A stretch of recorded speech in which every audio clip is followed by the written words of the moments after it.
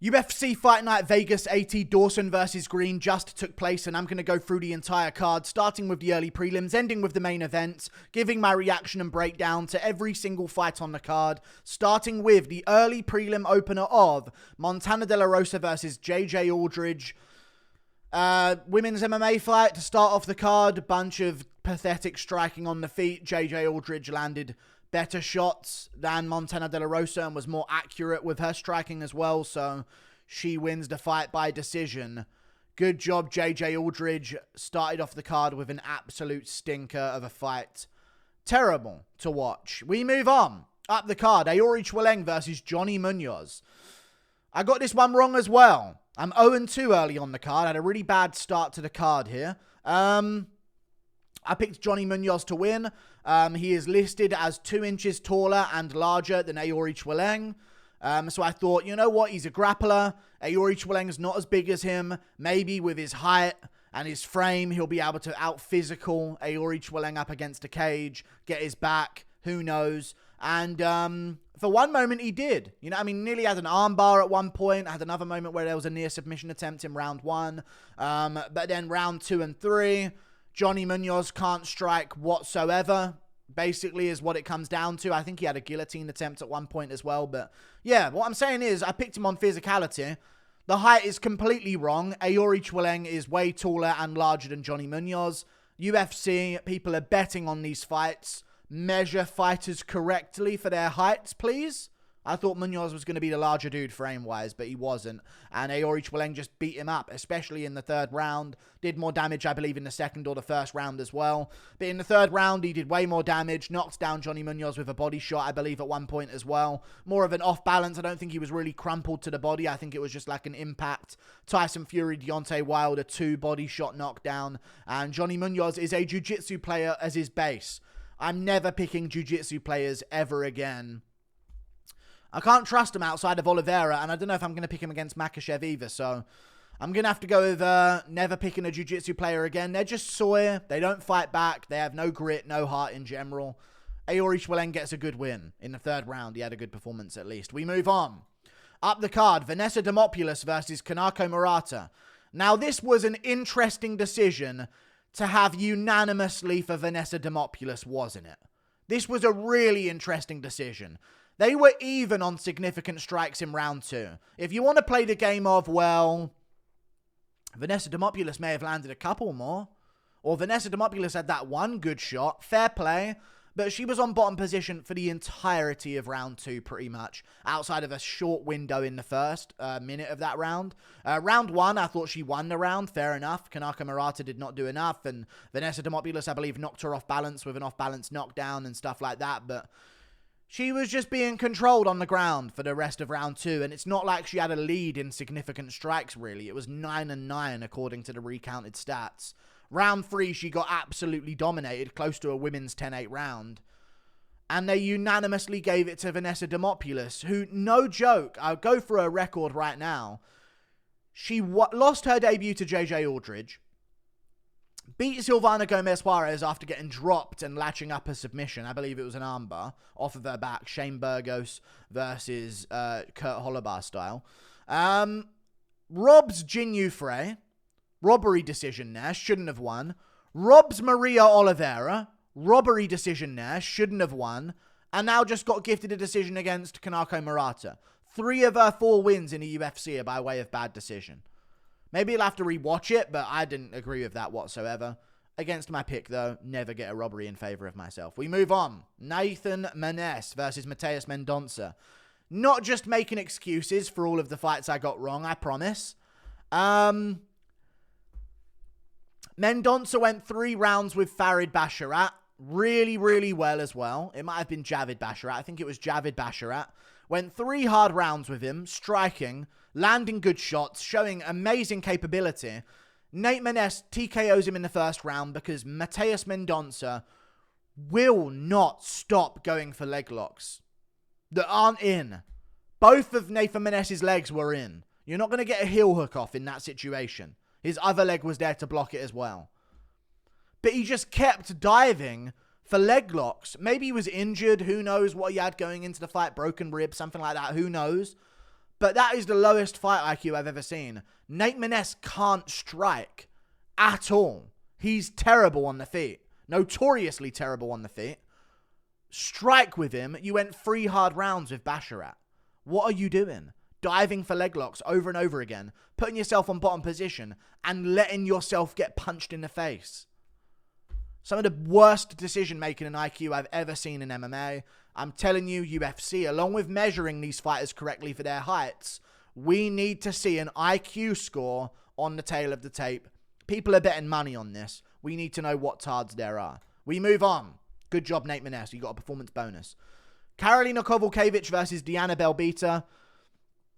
Actually a decent fight, I guess, between the two of them. Karolina Kowalkiewicz just landed way more in the second and third round. I gave it a second and third round here. Round 1 can be Diana Belbita's round, even though it was close, and Kowalkiewicz did get a takedown and actually had mount in a moment as well, and they did give it 30-27. I did think that Diana Belbita out-damaged her in round 1. But round 2... Kowalkiewicz landed the better shots, was landing the uppercut quite a bit because Belbita was so hunched over and looking to get into the clinch and land her knees. So Kowalkiewicz kept faking and landing a good uppercut on her now and again, going to the body with punches as well. And Kowalkiewicz just landed the better shots, round 2 and 3. 3, definitely, she landed the better shots and dominantly won that round. Round 2, she clearly won the round as well. So good job, Karolina Kowalkiewicz. It's just crazy to me to see Diana Belbita, the world champion kickboxer, swinging like a 4-year-old boy out there. Crazy to see, but that's just how it is. Karolina Kowalkiewicz gets it done. My first correct prediction of the card so far. We move on. Up the card to another fight, which was Alexander Hernandez versus Bill Algeo. I went with Bill Algeo. I said by third round TKO. He nearly got it done in the second, but Alexander Hernandez toughed it out, stayed in there for the distance. He just didn't do enough, Hernandez. In fact, Hernandez actually had the best round in round 3, which is not something you normally hear said about Alexander Hernandez. He's normally a fast starter that finishes really slow and gasses out. But in this fight, he just didn't do enough early. In round 1, he couldn't land a shot on Bill Algeo. I think Algeo's weird style was just really bugging him. And Algeo was landing like front kicks to the body and spinning back kicks to the body and stuff like that. Algeo also landed a thumb in his eye twice in that fight as well, which isn't illegal per se, but it's not. It should be paused by the referee, but it's not on Bill Algeo for doing that because he has got a closed fist. It was just the knuckle of the thumb landing in the eye of Alexander Hernandez, I guess. So that was bad for Alexander Hernandez, but he did get a break for it in one of them that was quite bad. But Bill Algeo dropped him in round 2 with like a left hook lunging in as Alexander Hernandez was moving backwards. Tried to finish him, but Hernandez held him against the cage. And just sucks for Alexander Hernandez, dude. He's probably finished.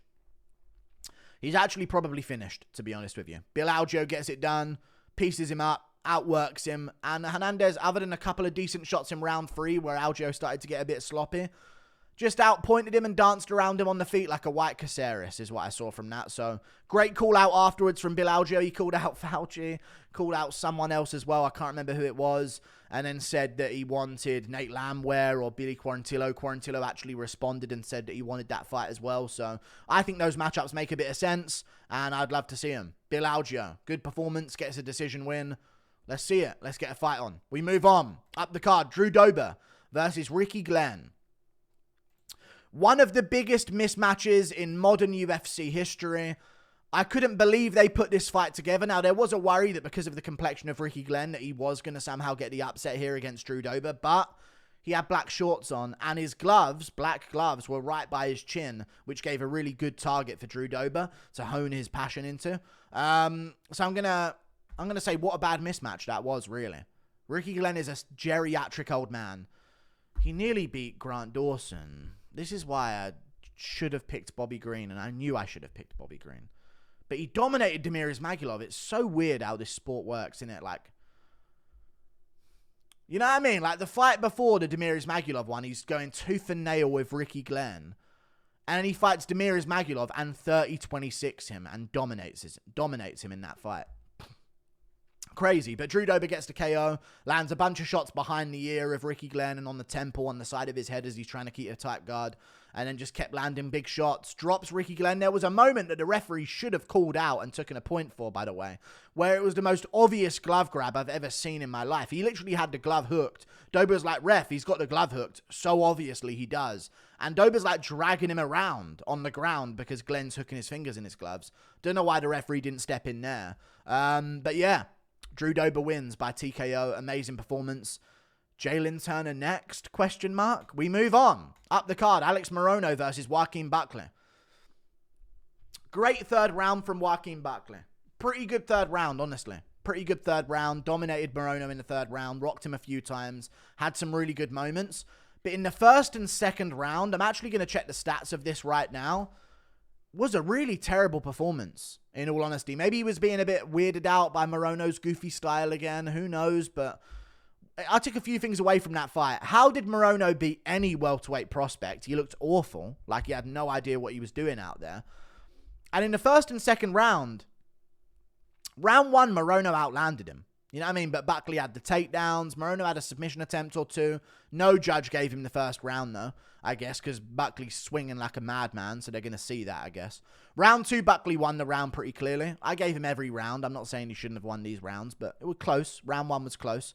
Round two was pretty close as well. Like, it was genuinely a terrible performance from both of them until Buckley started to pick it up in round three after rocking Morono early on in the round. I didn't like it from Buckley. He wanted a main event next. Watching him swing his way into the pocket in that fight early on in the first and second round, I was thinking to myself, these other welterweights are going to tag you coming in like that, you know. So I think Buckley should look at like a Tim Means matchup or something else to get his skill level up a bit. How old is Joaquin Buckley? I need to know this right now. Has he got enough time to like improve? He's 29. All right, he's still got some time. But God, his stand-up in the first and second looked risky. Like I was cringing every time he tried to enter the pocket, lifting his feet off the ground, chucking his combos. Like, dude, someone who's good is going to tag you doing that. So he won. He got the win. Good for him. Good performance overall. But man, the first and second round was really struggling to watch. It was just really weird to watch the first and second round because it just got so weird. We move on. Up the card, Joe Pyfer versus Abdul Razak Alhassan. Now, this was dominant, really dominant. Abdul Razak Alhassan didn't want the smoke from the get-go, is what I saw from this matchup, to be honest with you. Joe Pyfer dominated that fight. Like, straight up dominated the fight. There were a couple of low kicks that Abdul Razak Alhassan actually landed in round two, where I was thinking to myself, oh, hang on a second. Pyfer reacted quite badly to that low kick. I wonder if that's going to start bothering him. And then Abdul landed another one and he started wincing and switching stances. So I do think that low kick kind of got to him a little bit in round two. But in round one, he was all steams ahead, 20-7 on significant strikes. And it's not like Abdul was landing anything too good. It was literally just Pyfer beating him up, basically, with big shots around the guard, body kicks and stuff like that. The takedowns of Joe Pyfer were the story of this fight. Starts the fight with such a crazy double leg that gets Abdul Razak Alhassan down. Fair play. Then later in round one, he does a pure strength-based slam takedown on Abdul Razak Alhassan again. Alhassan gets back up, though, after threatening a guillotine, I believe it was, that Pyfer easily escaped because it wasn't a potential finish for a guillotine. He was literally in side control nearly. And then they got back up to their feet. And that was the story of the fight. Like, Pyfer had that different dimension to go to with the grappling. I thought he was going to get a KO over Abdul. And he almost did on a few occasions. He looked like he had Abdul beaten up a little bit at the end of round one. After he took a few leg kicks in round two, he shot in a takedown. And pure strength-based picked up Abdul Razak Alhassan and dunked him on the ground. And Abdul put out his arm to brace for the landing. I thought it was going to snap. Like, it was a massive slam in round two. Pyfer is crazy strong. Great grappling. Got the arm triangle. I don't mind what's next for him. Some people are saying Roman Kopylov, and that would be a sick matchup to see between them. Joe Pyfer looked good. Looked really good. Got a great win. I think him versus Kopylov can be a co-main event of an Apex Fight Night again. And you can keep him in those big spotlight fights. So really good performance. Gets the arm triangle. The referee... Abdul tapped, but it was with his fist, so I get why the referee didn't step in, but he clearly went out cold in that choke. Like, the referee could have been at least 4 seconds quicker to step in there, I think, so. Weird one, but he was doing it with a fist, so I get the referee maybe not thinking it was a tap.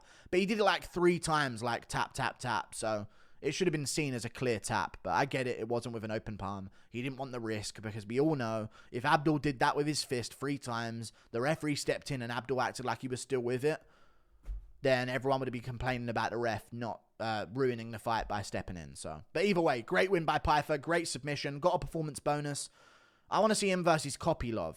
And then the winner gets like a ranking spot or a ranked opponent. Or some one of them just gets Chris Curtis. Who knows? Main event, Grant Dawson versus Bobby Green. Bobby Green scores a 33-second KO in the first round. I had a feeling that Bobby Green could win. I was almost thinking of picking Bobby Green. But I rewatched the Demiris Magulov performance for Grant Dawson. And I was like, there's no way Bobby Green can stop this from happening. But what do you know? Dawson don't shoot. Wants to feel out the stand-up for 33 seconds. I get it. It's 33 seconds. Feel out the stand-up for a bit. Bobby Green has never had like a one-punch KO like that in his life. Maybe Ally Quinta, he had one. I'm going to go for his record real quick just to cope. Didn't do it against that fight. Not that one against Kraus. That was a body/groin shot controversy. But more of a body shot TKO. Not there. No KO. No KO there. No KO there. No KO there in 2019. Lost to Trinaldo. No KO any of these. Decision. KO'd Ally Quinta. Fair play. Ally Quinta had been out for a long time. He caught Ally Quinta coming in and finished him off by TKO. That was when Ally Quinta was coming in. But this one was just like a piston straight left hand. No KO there at all. This is his first punch KO he's ever had in his career. And he did it at 37 years of age against Grant Dawson in a main event as a massive underdog. Respect to Bobby Green. Straight left hand down the pipe. I'm salty that I got the pick wrong because this just don't make sense. And it annoys me that this shit happens where it's shit just don't make sense for me to be wrong. But Bobby Green gets to KO. Good for him. Straight left hand down the pipe. Solid. I thought it was a jab at first, but it was a straight left. Right on Dawson's chin as he threw like a looping lead hook or a jab. Like literally span his head right around. Down goes Dawson, gets TKO'd. 20-2 from 20-1. Crazy result. Bobby Green gets the win by TKO. Amazing win. Good for him. Wants to fight in December. And you know what? Even though I'm sad my pick lost to some random BS again, like every single pick, because, you know, Fiziev's leg blew up. Shevchenko got 10-8'd in the 5th round for no reason because the judges rigged the scorecard, which is absolute BS. And just, you know, other stuff that's been happening with these upsets that make zero sense. Even though I'm angry about that, Bobby Green is way more fun to have at the top of the lightweight division than Grant Dawson. Simple as that. We can now see Renato Moicano wants Bobby Green. I think that's a fight that can be made very easily, and I'm down for that fight 100%. Renato Moicano called him out, said he supports the blue and the black and blue or some shit like that. He supports the police, and he's going to treat Bobby Green like the thug that he is. And then he called me fat on his stream as well. Moicano was based in his Fight Companion stream, if you want to go check it out. Kind of too based in a way. I don't know what. I guess because Grant Dawson's his friend, like good friend, and he got slept and he's amped up for it. But that's some bad blood we need to see. I need to see Renato Money Moicano get revenge for ATT in December. Make it happen in December. Renato Moicano, Bobby Green. What card can they be put on, though? I kind of feel like the December card is too stacked. Is it not? I don't think we should be adding any more. We could add that to the prelims of it. Don't get me wrong. It would be a good prelim to add. But at the same time, they're not going to go to China with that fight, are they? The December 2nd card might be too stacked as well. You can always add some fights. You know what I mean? Maybe just do put it on that 296 card on the prelims. Even though it's really stacked and it will get lost in the prelims, you want to have enough fights on that card that can also be main card fights, where even if any of these fights fall out, you can always shift them up the card to make it happen. But if Moicano's ready to go, I'd love to see that fight in November, because November card, outside of the main and co-main event, is looking weak beyond belief. So if they could do it in November, I'm up for that as well. Great performance by Bobby Green. Grant Dawson had a weird moment with Bruce Buffer on the walkout. His walkout song was weird. He had the weirdest walkout song out of either person in the main event. And Bobby Green walked out to Sexy Red. It was like the weirdest. I should have known he was going to get chinned. Walking out to that weird pirate rock song. Ahoy! It was like a weird type vibe music that he walked out to. Then he had a weird moment with Bruce Buffer. He was like about to kiss him during the announcement. And then boom, he gets chinned by a straight left in 33 seconds. Shells up and gets TKO'd. Sucks for Grant Dawson. He probably still can out-grapple a lot of these lightweights and probably will go on to do so, but that chin is a concern. And I knew it was a concern going in, but Bobby Green doesn't get KOs with his hands. Rarely, unless you're charging into it like Quinta was, so is what it is. Shit happens. Good for Bobby Green, though. Gets paid, gets a performance bonus. It's good to see 37-year-old fighters still getting paid big money at the end of their career, you know. It's always good to see someone who gets that good contract actually cash it in by getting the big money that they get from it. Because I know he got bumped up his contract for taking the Makhachev fight, beat Tony Ferguson. Like, he's on a bit of a resurgence here, even though they are matchups. This wasn't a good matchup for him, though, so you can't even say that. Good for Bobby Green. Him versus Renato Moicano in December sounds good. Like and subscribe. See you later. Goodbye. Yeah.